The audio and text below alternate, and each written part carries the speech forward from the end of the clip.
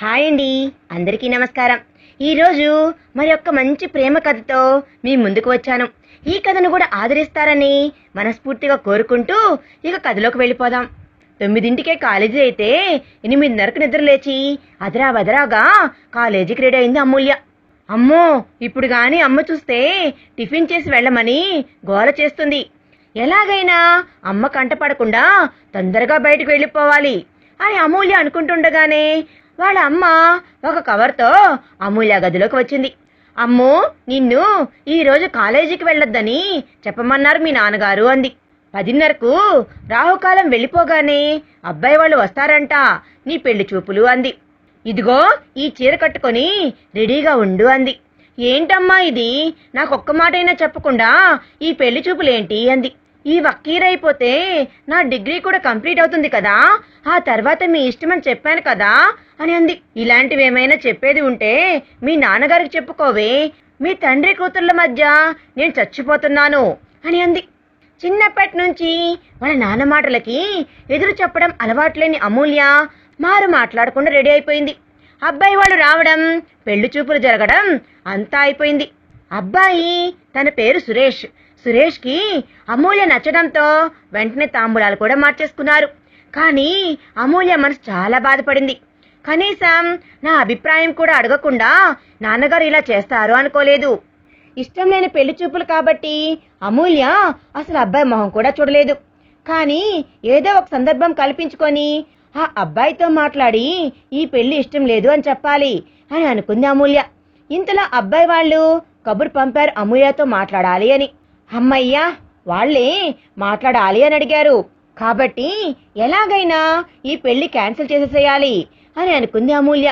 కానీ సురేష్తో పాటు వాళ్ళ అక్క కూడా వచ్చింది. వాళ్ళ అక్కని చూడగానే అమూల్య వేసుకున్న ప్లాన్స్ అన్నీ పూర్తిగా ఫ్లాప్ అయ్యాయి. సురేష్ వాళ్ళ అక్కతో తడిపొడిగా మాట్లాడేసి ఇంట్లోకి వచ్చేసింది అమూల్య. వాడిపోయిన మొహంతో బెడ్ పై వాలిన అమూల్య మొహం చిరాగ్గా కూర్చుంది.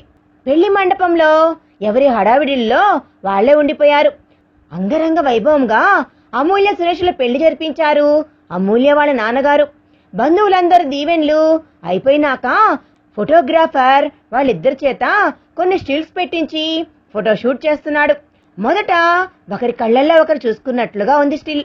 ఆ క్షణం సురేష్ కళ్ళల్లో తనపై అంతులేని ప్రేమను చూసిన అమూల్యకు బహుశా ఇదేనేమో లవ్ ఎట్ ఫస్ట్ సైట్ అని అనిపించింది ఆమెకు.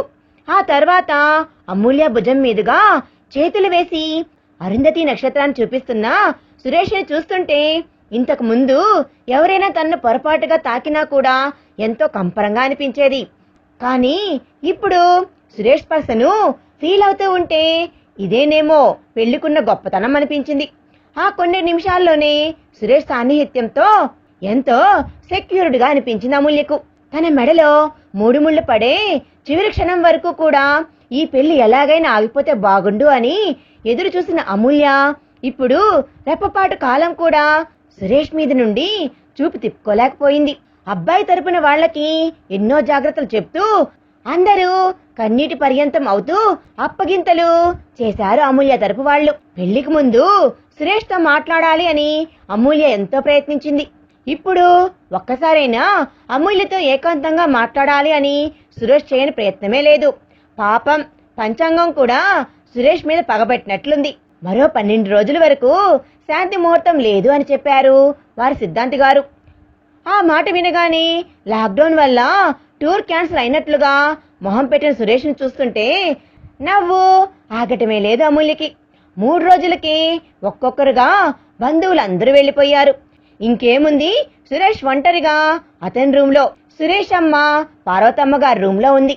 భోజనం వడ్డిస్తున్నప్పుడు అమూల్య ఏదైనా మాట్లాడుతుందేమో అని ఆశగా ఎదురు చూస్తున్న సురేష్ కు అక్కడ కూడా పాపం నిరాశే మిగిలిపోయింది. హ్యాండ్ వాష్ చేసుకోగానే టవల్తో రెడీగా ఉన్న అమూల్య పక్కనే అత్తయ్య గారు ఉన్నారు కదండి, ఆవిడ ముందర మాట్లాడితే ఏమైనా అనుకుంటుందేమో అని భయం అని చెప్పి అక్కడి నుండి వెళ్లిపోయింది. అమూల్య మాటలను బట్టి ఆమె కూడా తనతో మాట్లాడటానికి ఎదురు చూస్తుంది అని అర్థమైన సురేష్కి చిన్నపాటి సంతోషం కలిగింది. ఉదయాన్నే స్నానం చేస్తూ ఎలాగైనా అమూల్యం తన రూమ్కి రప్పించాలి అని ప్లాన్ వేశాడు. కావాలని టవల్ మర్చిపోయినట్లుగా అమూల్యని పిలిచాడు. కానీ పాపం సురేష్ ప్లాన్ దారుణంగా బెడ్స్ కొట్టింది. అమ్మాయి అసలే కొత్త కదరా, నీ వస్తువులు ఏవి ఎక్కడ ఉంటాయో తనకేం తెలుసు, అందుకే నేనే టవల్ తీసుకుని వచ్చా, ఇందా తీసుకో, నాకు అవతల చాలా పని ఉంది అని చెప్పి వెళ్ళిపోయింది పార్వతమ్మ. అమ్మ ఇంట్లో ఉండగా మమ్మల్ని ఇద్దరినీ కలవనివ్వదు అనుకున్నాడు. కలవడం పక్కన పెడితే కనీసం ఏకాంతంగా అయినా మాట్లాడుకోనివ్వదు అని అనుకున్నాడు అతను. అమ్మ దగ్గర పర్మిషన్ తీసుకొని అమూల్యను బయటకు తీసుకుని వెళ్ళాలి అనుకొని బయటకు వచ్చిన సురేష్ కు అమూల్య డైనింగ్ టేబుల్ పైన టిఫిన్ సర్దుతూ కనిపిస్తుంది. మెల్లిగా వెనక నుండి వెళ్లి ఆమెను గట్టిగా హగ్ చేసుకోగానే అమూల్యకు ముందర వైపు ఉన్న వాళ్ల పనమ్మాయి సిగ్గుపడుతూ అక్కడి నుంచి వెళ్లిపోయింది. ఏంటండి ఇలా చేశారు, ఇప్పుడు దేవి ముందర ఎలా నార్మల్ గా తిరగగలను అని చిరుకోపంతో అంటుంది అమూల్య. అమ్మయ్యా, దేవి గురించా నీ కోపం, నేనింకా నీకెక్కడ కోపం వచ్చిందో అని తెగ కంగారు పడిపోయాను అన్నాడు. ఈవినింగ్ రెడీగా ఉండు, అమ్మ దగ్గర పర్మిషన్ తీసుకుని మూవీకి వెళ్దామని చెబుతూ ఉండగా పార్వతమ్మ గారు వచ్చారు. సురేష్, సాయంత్రం కాస్త తొందరగా రారా అంది. నేను దేవి గుళ్ళో ప్రవచనాలకు వెళ్తున్నాను, ఇంట్లో అమ్మాయి ఒక్కతే ఉంటుంది కదరా అని అంది. ఇంతలో టిఫిన్ ఎలా ఉంది అన్నట్లుగా అమూల్య కళ్లతోనే సైజ్ చేస్తుంది సురేష్ కు. సురేష్ కూడా చాలా బాగుంది అన్నట్లు కళ్లతోనే సమాధానం చెప్తాడు. వాళ్ళిద్దరి మాటలకు పెదవి గడప దాటాలంటే ఆంక్షలు ఉన్నాయేమో కాని ఇరువురి మనసులా కళ్లతోనే ఎన్నో చిలిపి ఊసులను పంచుకుంటూ ఉన్నాయి. ఈ భావం మనం మాటల్లో చెప్పలేంది, ఎవరికి వారే స్వయంగా అనుభవంతో చవిచూడాల్సిన తీపి జ్ఞాపకం. ఏరా, ఒకవైపు నేను చెబుతూనే ఉన్నాను, ఏమీ సమాధానం చెప్పవా అంది. నిజం చెప్పాలంటే అసలు పార్వతమ్మ ఏం చెప్పిందో కూడా సురేష్ సరిగ్గా వినలేదు. అది, అమ్మా నేనే నీతో ఒక విషయం చెప్పాలి అని అనుకుంటున్నాను అన్నాడు. అమూల్యాన్ని తీసుకొని సినిమాకి వెళ్దామని అని అన్నాడు నసుకుతూ. మేము ప్రవచనాలకు గుడికి వెళ్తున్నామని చెప్తుంటే మీరు సినిమాకెందుకురా వెదవా అని అంది. నోరు మూసుకొని ఇంట్లోనే ఉండండి అని అంది పార్వతమ్మ. పార్వతమ్మ చెప్పిన మాటలు అప్పుడు అర్థమైన సురేష్కి ఈవినింగ్ గురించి తలుచుకుంటూ ఎంతో హుషారుగా ఆఫీస్కి వెళ్ళిపోయాడు. సురేష్ ఆఫీస్లో ఉన్నాడు అన్న మాటే గాని అతని మనసంతా ఇంట్లో ఉన్న అమూల్య చుట్టూనే తిరుగుతుంది. వాళ్ళమ్మ చెప్పినట్లుగానే సాయంత్రం 4 కల్లా ఇల్లు చేరుకున్నాడు. అమూల్యతో ఏకాంతంగా గడపాలి అనే అతని ఎన్నో రోజుల నుండి ఆ కల ఈ రోజు నెరవేరబోతుంది. సురేష్ ఆనందం మాటల్లో చెప్పలేనిది. కాఫీ తాగాక కొన్ని పండ్లని ఒక వాటర్ బాటిల్ తీసుకొని దేవితో ప్రవచనాలకు బయలుదేరింది పార్వతమ్మ.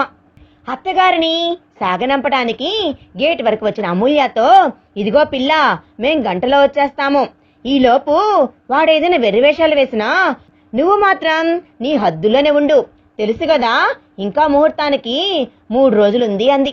ఏదో పెళ్ళైన కొత్త జంట ఏకాంతం కోరుకుంటుంది కదా అని నీ మీద నమ్మకంతో ఒంటరిగా వదిలి వెళ్తున్నాను అంది. అని అంటూ అమూల్యను లాక్ చేసేస్తూ జాగ్రత్తలు చెప్పి మరీ వెళ్ళింది. వాళ్ళు వెళ్ళగానే గేట్ వేసి వచ్చి డోర్ లాక్ చేస్తున్న అమూల్యను అమాంతంగా వెనక నుండి గట్టిగా హత్తుకున్నాడు సురేష్. అబ్బా వదలండి, మీరు ఇలాంటి పనులు చేస్తారనే అత్తయ్య గారు మరీ మీకు దూరంగా ఉండమని చెప్పి వెళ్లారు అంది. ఓకే, ఇంట్లో ఏకాంతంగా ఉండి ఎవరైనా దూరంగా ఉంటారా అని అన్నాడు. అయినా దూరంగా ఉండటానికి మనల్ని ఇలా ఒంటరిగా వదిలి వెళ్లాల్సిన అవసరం ఏముంది అని అన్నాడు. అమ్మకు మాత్రం తెలీదా ఏంటి, కొత్తగా పెళ్ళైన జంట ఏకాంతం కోరుకుంటుందని అని అన్నాడు. పట్టుకుంది నా భార్యని, వేరే ఎవరినో కాదు అన్నాడు. ఏ, నీ మీద నాకు ఇప్పటికి మాత్రం హక్కు రాలేదా? మెల్లిగా వెనక నుండి ముందు వైపుకు తిరిగి అలాగే సురేష్ని పట్టుకొని చెప్పడం మొదలుపెట్టింది. మహాసేన, హక్కు లేదని ఎవ్వరూ అనలేదు, లీగల్ గా మీకు హక్కు ఉన్నా దాన్ని అప్రూవ్ చేయడానికి ఇంకా 3 days ఉంది అని గుర్తు చేస్తున్నాను అంది. అయినా ఒంటరిగా ఉంటే ఎప్పుడు అవే ఆలోచనలా? మీరు పెళ్లి చూపులకు వచ్చిన దగ్గర నుండి ఎదురు చూస్తూ ఉన్నాను, మీతో మనసు విప్పి మాట్లాడాలని అంది. అబ్బా మాట్లాడుకుందాంలే అమ్ము, ముందుగా ఒక ముద్దు ఇవ్వవా ప్లీజ్ ప్లీజ్ అన్నాడు. అదేం కుదరదు, నేను అత్తయ్య గారికి మాట ఇచ్చాను, ఆవిడ నమ్మకం పోయే పనులేవి నేను చేయను అంది. ముద్దుకు కూడా ముహూర్తాలేంటే తింగర పెళ్ళామా, అయినా నువ్విచ్చేదేంటే నేనే తీసుకుంటాను అన్నాడు. నిన్ను బ్రతిమిలాడుతూ ఉంటే బెట్టు చేస్తున్నావు పెద్ద అని మీద మీదకి వస్తుంటే సురేష్ని తప్పించుకుంటూ సోఫా చుట్టూ తిరుగుతుంది అమూల్య. అమూల్యను పట్టుకోవడానికి తన వెనకాలే పరిగెడుతూ ఒక కార్నర్లో అమూల్యను లాక్ చేసి ఆమె ముఖాన్ని చేతుల్లోకి తీసుకొని ముద్దు పెట్టుకోవడానికి ముందుకు వెళ్ళగానే సిగ్గుతో కళ్ళు మూసుకొని తన అంగీకారాన్ని తెలుపుతుంది అమూల్య. కరెక్ట్ గా అప్పుడే కాలింగ్ బెల్ సౌండ్ రావడంతో అమూల్య సురేష్ చేతులు విడిపించుకోవడానికి ప్రయత్నిస్తుంది. అబ్బా, ఎవరో బెల్ కొట్టి వాళ్లే వెళ్ళిపోతారులే, మనం స్టార్ట్ చేసిన పని ఇలా సగంలో ఆపేయొద్దా అమూల్య అని అన్నాడు.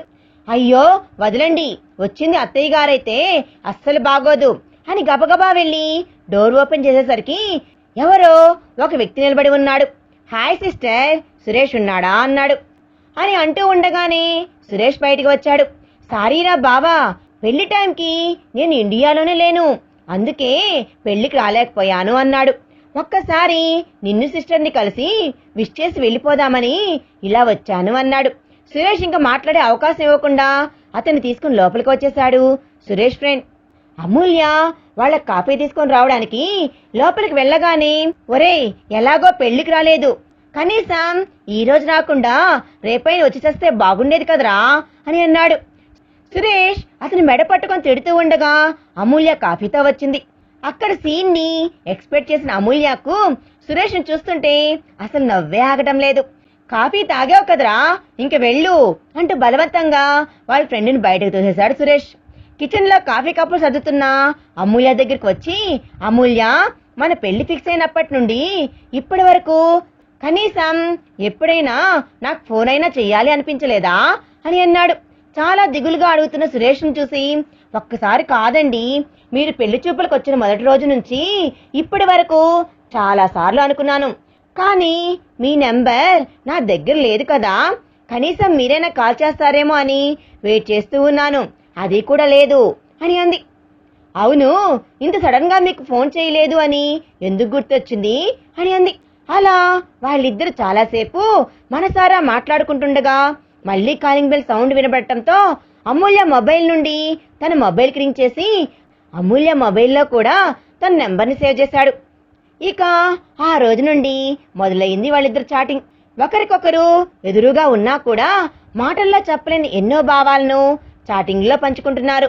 నిజం చెప్పాలి అంటే పెళ్ళైన దగ్గర నుండి ఒక లెక్క, ఈ 2 రోజుల చాటింగ్ ఒక లెక్క అన్నట్లుగా ఉంది. పార్వతమ్మ ముందర భోజనం వడ్డించి పక్కన సైలెంట్ గా నిలబడ్డా అమూల్యకు దాని రుచిని వర్ణిస్తూ మెసేజ్ పెట్టేవాడు సురేష్. అతను ఎలా డ్రెస్ అవ్వాలో డ్రెస్ కలర్స్ అన్ని అమూల్య సురేష్ మెసేజ్ పెట్టేది. సురేష్ రాబోయే 2 రోజులను ప్రతి గడియ అతని హృదయ స్పందనతో లెక్కిస్తూ ఉన్నాడు. సురేష్ అంత ఆత్రంగా ఎదురు చూసే ఆ రోజు రానే వచ్చింది. ఆఫీస్ లో 1 వీక్ లీవ్ అప్లై చేసి చాలా సంతోషంగా ఇంటికి బయలుదేరాడు.